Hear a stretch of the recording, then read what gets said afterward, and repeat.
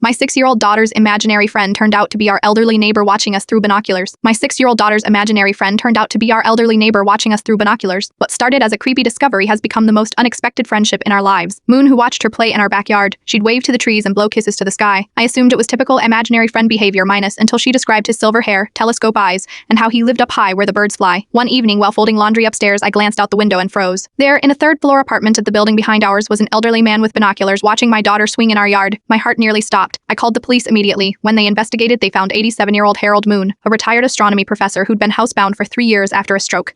His apartment overlooked our yard, and he'd been watching neighborhood children play for decades. I never meant to frighten anyone, he told the officers, tears in his eyes. I can't go outside anymore, so watching the children play is my connection to the world. Your daughter waves to me every day. The police determined he wasn't a threat, minus just a lonely old man whose world had shrunk to what he could see through his window. They explained he had no criminal history and had lived in that apartment for 42 years. Against my husband's wishes, I decided to visit Mr. Moon with Lily and a police officer present. His apartment was filled with astronomy books and photographs of the night sky. When Lily walked in, she squealed, "Mr. Moon, you are real," he explained that he'd been an astronomy professor who once worked at NASA. When Lily started waving months ago, he'd wave back. Shaw, she'd show him her drawings by holding them up, and he'd give thumbs up or down. She's the highlight of my day, he admitted. I have no family left, no visitors, just my birds and my stars. When's your daughter's imagination? What began as a terrifying discovery has transformed into something beautiful. We now visit Mr. Moon twice weekly. He teaches Lily about constellations and shares stories about the space program. My husband built him a small platform outside his window where Lily can place drawings and notes for him to retrieve with a grabber tool last week. We helped him attend his first outdoor event in years minus Lily's school play. The joy in both their faces was indescribable. Sometimes what seems frightening at first glance is just loneliness wearing a scary mask. And sometimes the imaginary friends our children see are the invisible people adults have forgotten to notice.